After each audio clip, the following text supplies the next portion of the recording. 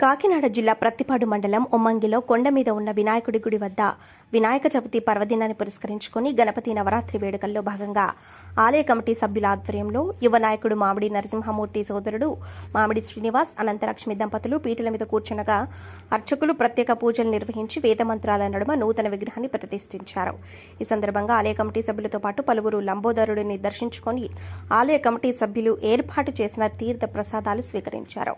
ఈ కార్యక్రమంలో మామిడి నరసింహమూర్తి, మామిడి శ్రీనివాసుల కుటుంబ సభ్యులు, ఆలయ కమిటీ సభ్యులు మొండి గణపతి, పలివెల నాగేశ్వరరావు, నూలు దుర్గ, మామిడి సూర్య తదితరులు పాల్గొని స్వామివారిని దర్శించుకున్నారు.